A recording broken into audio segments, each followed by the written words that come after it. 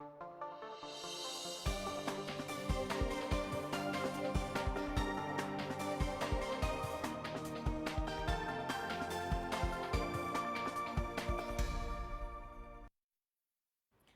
watching Nbs Sunrise. My name is Shamim Nabakoza, bringing you up to speed with the news shaping up the country. Start of the news with the caretaker of Buganda, Charles Peter Maiga, who issued a poignant call for unity within the National Unity Platform warring factions, Robert Kyagulanyi Ssentamu and Mathias Mpuuga, to make it a point to talk to each other and resolve whatever the splitting them. Now, Maiga warns that even when mistakes are made, leaders should not be washing dirty linen in public and browsing cadreship. This was during the visit of the Leader of Opposition in Parliament, Joel Ssenyonyi, accompanied by the opposition members of Parliament. I urge you to be patient with one another, to listen to one another, to talk to one another. Because leadership is such that you experience the characteristics of different people. The people we lead come in different forms. People are going to make mistakes. People are going to deviate from the norm or whatever the agreed route we've taken. So I think it's a tenet of good leadership to sit down and talk to one another, to talk to the people we lead, to be patient and to listen to wise counsel.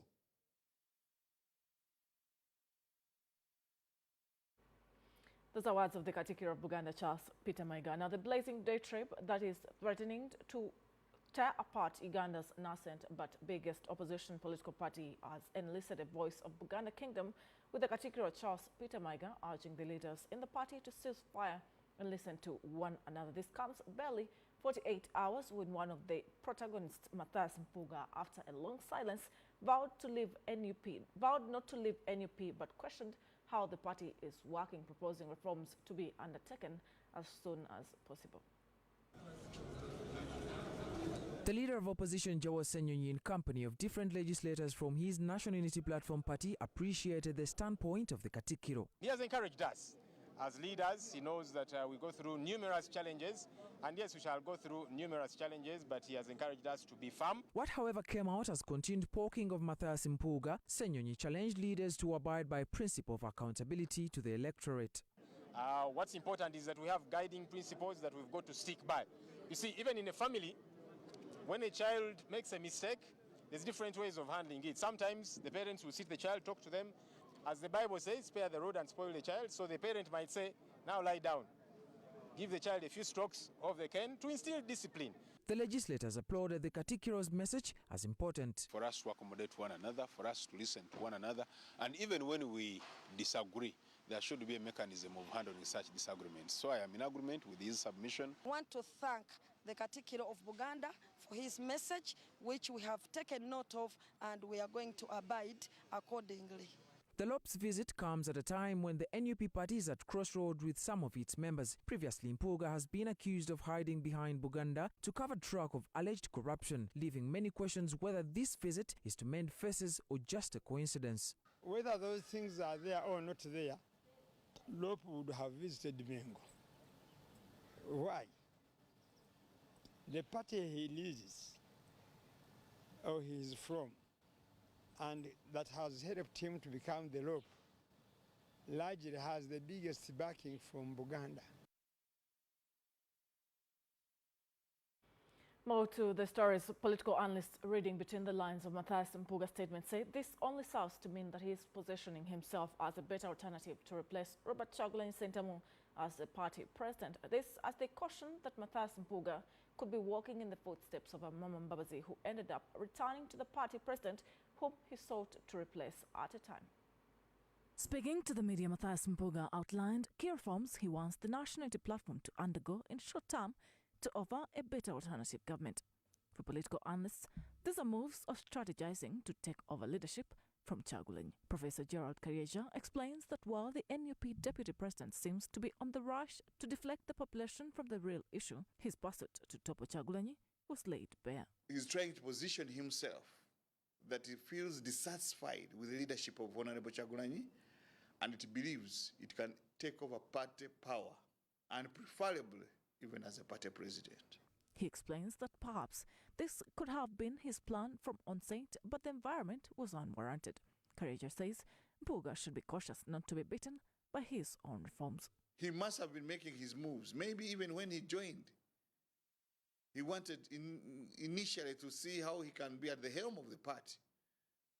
And the conditions then may have not been as favorable in his estimation as they may appear to be now. Party members, however, view the orchestrated reforms as a diversion from being held liable on accountability. The call for reforms should not be relied on as a cover-up for the efforts by the party to instill discipline in its rank and file. Emmanuel Dombo, the Director for Communication for the ruling NRM, says if Mpuga and NUP cannot learn from the Amama Mbabazi and Museveni controversy, then they're headed for the worst. We have a leader who is very patient and who has worked under different conditions with people who have been fighting against him, even shooting against him. Mathias Mpuga may need to come to NRM in order to learn something. Now, could the looming new political vehicle for the Forum for Democratic Change Katonga faction to a new horizon lead it? We have it on record that Katonga has deployed coordinators countrywide with the target of new structures and recruitment amongst the members of the FDC diehard. Dr. Kiza Besigye, this comes as no recorded activity is happening in Najanankumbi. The Forum for Democratic Change Katonga is working around the clock to beat the May 2024 deadline when they finally announce the new course of action. We are very well prepared to receive the delegation from Katonga led by the Kano Chizafu Besigye, the founder of FDC. It's been one consultative meeting to another that kicked off here in central Uganda, headed to east and then west. We have elected so many people and we are still recruiting. On the ground, it's a battle to build structures. People who know the FDC, people who know Kano Dr. Kiza Besigye, understand his system, mode and ways of operating and doing things. A move that's working for Katonga. Their nemesis in Najanankumbi argue they are not bothered by their activities as long as it's not in the name of the FDC. FDC already has an existing leadership to which I'm the national vice chairperson. It's very counterproductive to recruit from within the forces of change that are already converted. I think I would advise them to divert their energies to recruit membership from the NRM, because that is the dictatorship that we're trying to push. We can't steal what was already ours, okay? All we are doing is dusting off, awakening those who had been asleep or those who had given up. And now they're very happy because they see that indeed, okay, the quality is now there. Birigwa argues that Katonga is where the real deal is. There's nothing there. As I always tell my friends, okay, the best 11s are here. I don't know what they have there, maybe substitutes.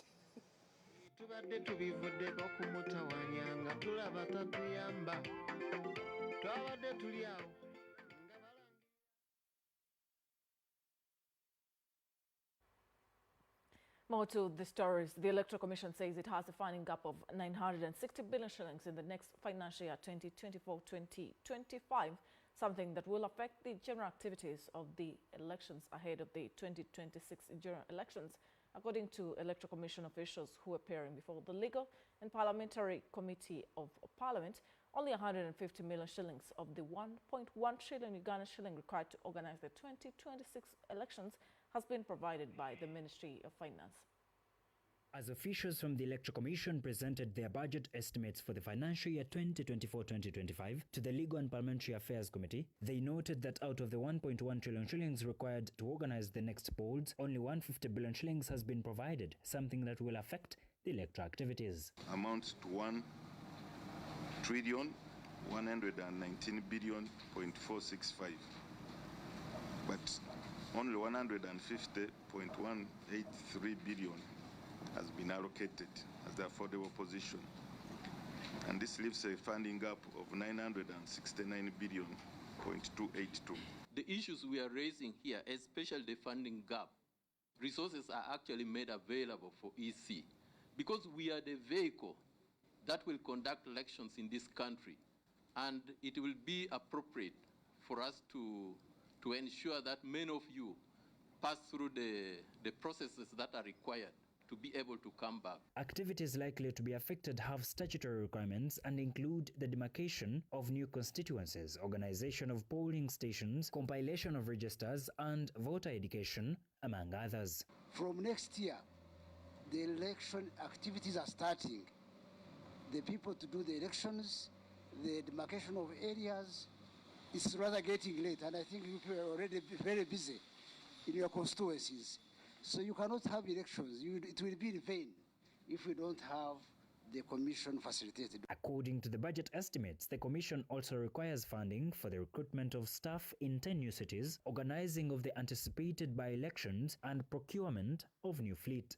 The Electoral Commission also raised concerns over the challenges that they are facing in implementing the court ruling that paved way for the participation of Ugandans in the diaspora and those in prison in general polls. To implement the court order, the Commission is planning to carry out a comprehensive analysis and benchmarking to ascertain how other jurisdictions enforce the right to vote for persons in those categories. Do you have any timelines? For example, can we confidently say that in the next election, people in the diaspora and in prisons will be able to vote? Number two, doesn't it have any financial implication?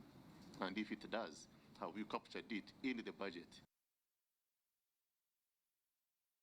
Plans for the 2026 elections, they are now as UNEP prepares for the transition to examinations under the new lower secondary curriculum in October.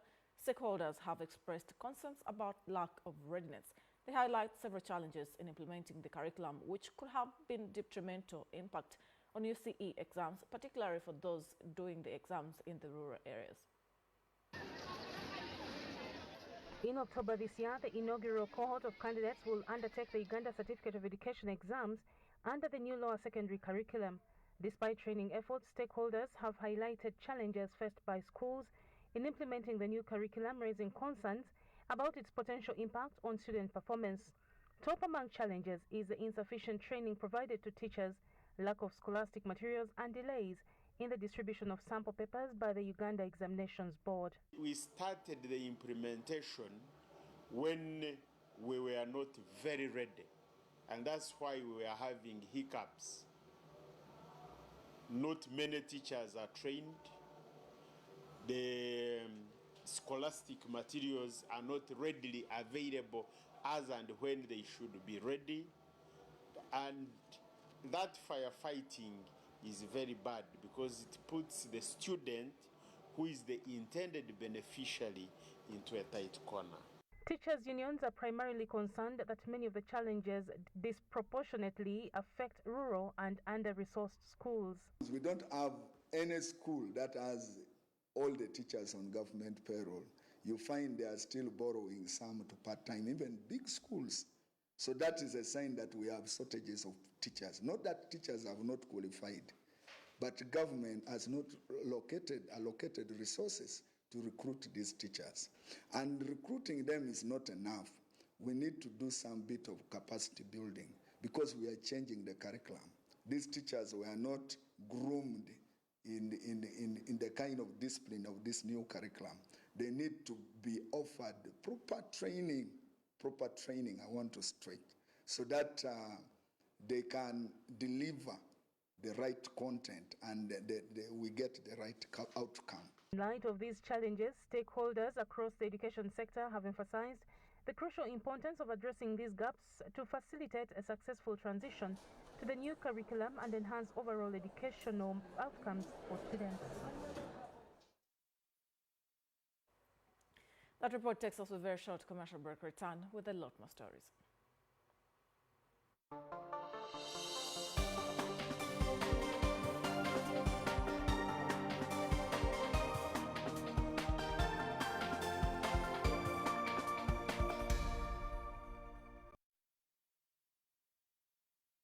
Stay informed, stay ahead. Afro Mobile brings you the latest in everything current affairs. From breaking news to in-depth analysis, get a first preview to the most pressing issues locally and internationally, all in the palm of your hand. Afro Mobile, the future is now. What is our promise to you? the responsibility that we have upheld for the last decade? The commitment to you has always been to bring you the stories that matter to you, the stories behind the headlines. At Live at 9, we bring you in-depth analysis and a 360-degree perspective to every story. We make sure that we are the voice to the voiceless. In a world where truth and facts have become hard to detect, we remain true to our dedication to bring you the unbiased, unvarnished, balanced, and untainted truth behind every story. From breaking news to probing investigations and in-studio interviews, we keep you informed of the pulse of Uganda and the world.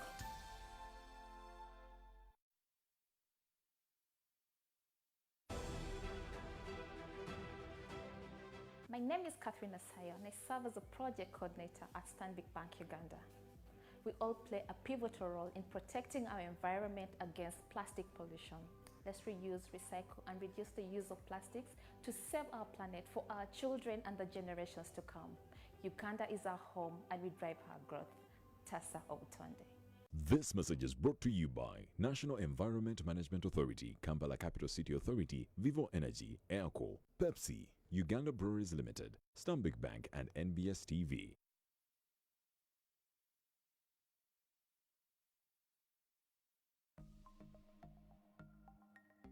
Better study tips. Stay ahead of scams with double-check URLs. Before entering login credentials, scammers create fake websites that look real, aiming to steal your data. Always verify the web address to stay safe. Brought to you by Uganda Communications Commission, Equity Bank, Momo, United Media, MTN, Stanbic Bank, and NBS. Can you feel the electricity? It's Pulse Radio. This Ramadan, spend time with Salam TV.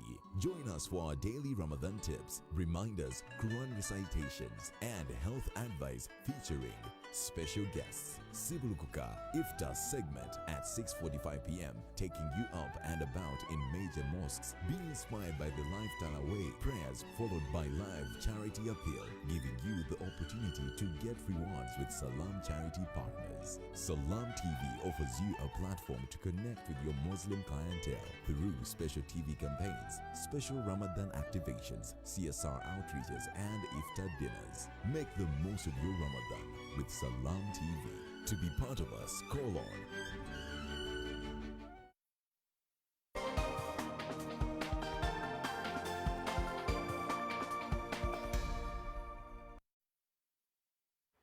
You're still watching NBS Sunrise. My name is Shamim Nawakos, and now more to the stories. Salam Group has launched Salam Bank, the first Islamic bank in Uganda, which was officially licensed by the Central Bank on 8th, 2023 September. The bank aims to promote inclusive economic growth through a risk and profit-sharing model rather than traditional interest-based loans. During the launch at Kolo ceremonial grounds, President Museveni praised the principles of Islamic banking and encouraged Muslims in Uganda to also participate in government programs.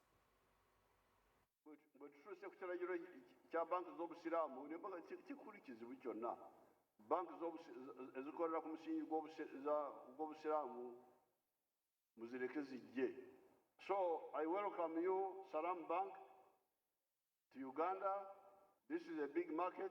Njagala kutuula namwe ba sheikhs akabi. Ngenda kunonya amakubo ezamwe nziyise eno mu bank eno. We don't take and we don't give interest. Okay? It's forbidden in Islamic banking.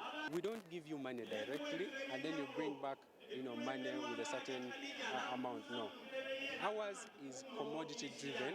There must be an underlying asset in the investment that we are getting into together with you. There are some where we share risk and return in the business.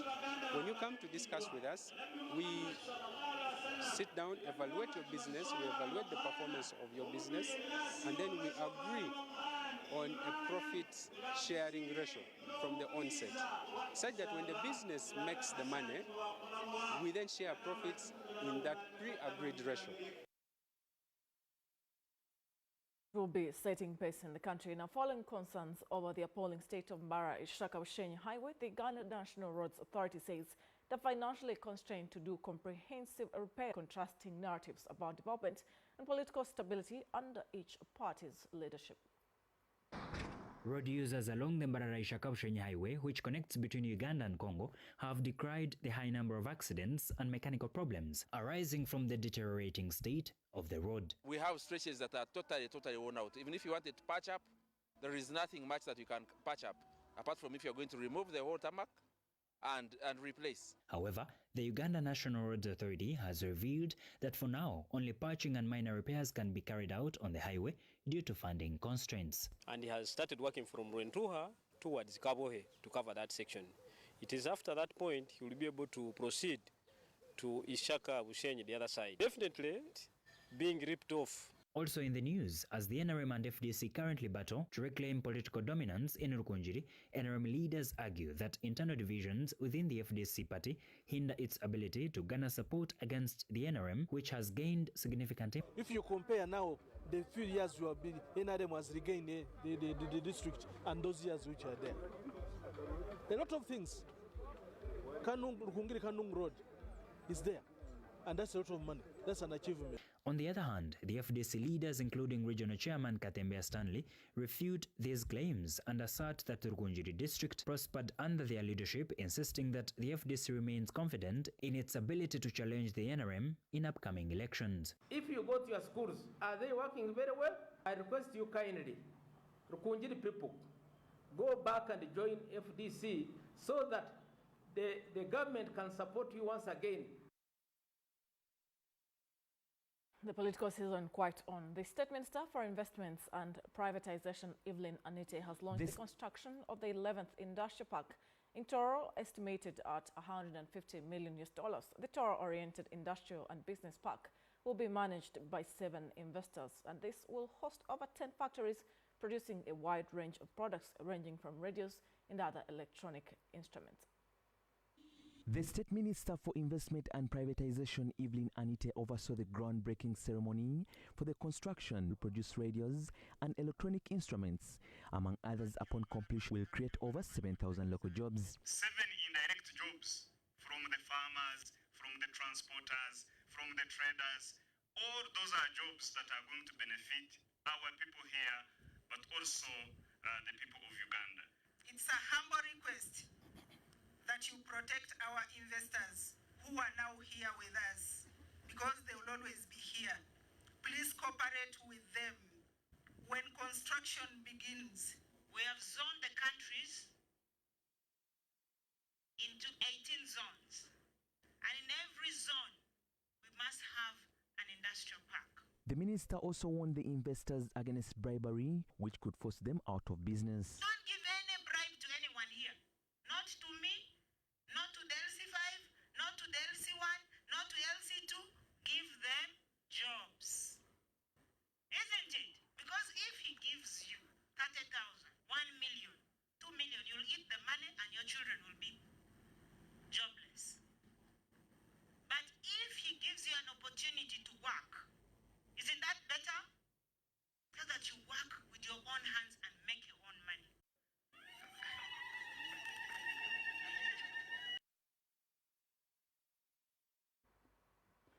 That brings us to the close of NBS Sunrise this morning. My name is Shamim Nawakoza, who has been bringing you up to speed with the news. Murad Taise comes up next with NBS Morning Breeze. Good morning.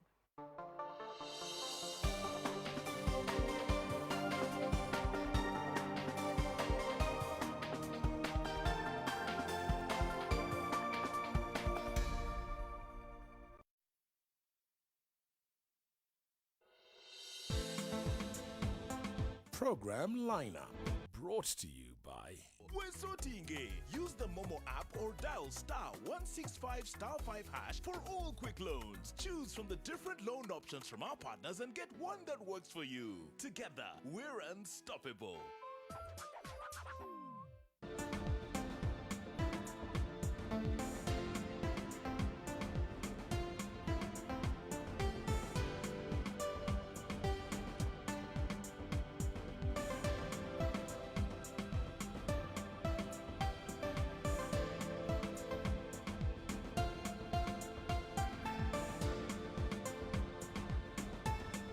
program lineup.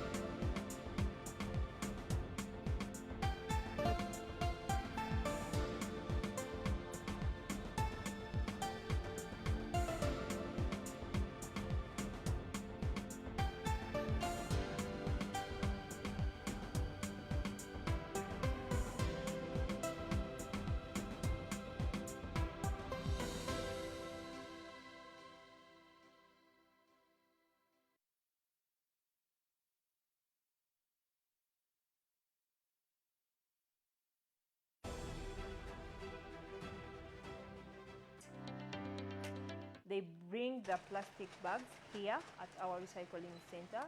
Then we have a team of women that come, do the sorting and the washing of the plastic bags. We then sort them into different colors. Then after, we take the bags to our first production center where they iron the plastic to come up with a sustainable material. Our tailors will then pick up and cut it into different shapes of the different bags that we produce. I ventured into recycling because we wanted to save our Mother Earth. As Ugandans, I think we need to learn how to sort our plastic. We learn to use that so that we can say no to the plastic. This message is brought to you by National Environment Management Authority, Kampala Capital City Authority, Vivo Energy, Airco, Pepsi, Uganda Breweries Limited, Stanbic Bank and NBS TV.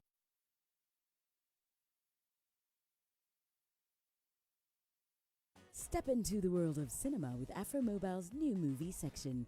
Get ready for a captivating journey through heartwarming dramas and pulse-pounding action, all at your fingertips. Simply download and open the Afromobile app, go to the movies section, select a movie of your choice, rent the movie with your preferred payment method, and start streaming away. Whether you're on the go or with your loved ones, we have a movie perfect for every mood. Afromobile. The future is now.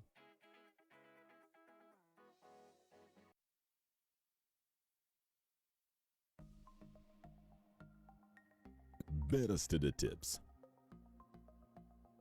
Stay ahead of scams with double-check URLs before entering login credentials. Scammers create fake websites that look real, aiming to steal your data. Always verify the web address to stay safe.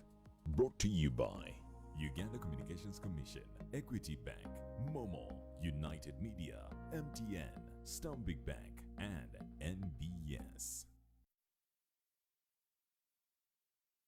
This Ramadan, spend time with Salam TV.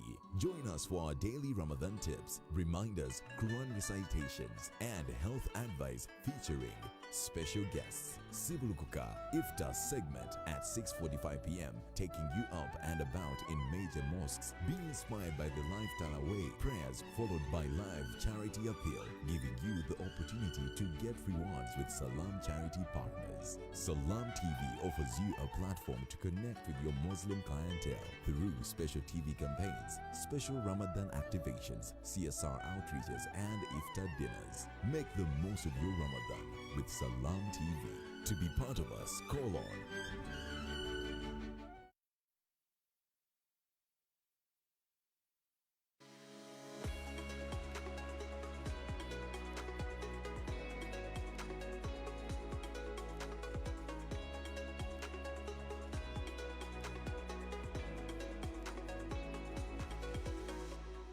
Remember, we are still handling the issues that holistically could affect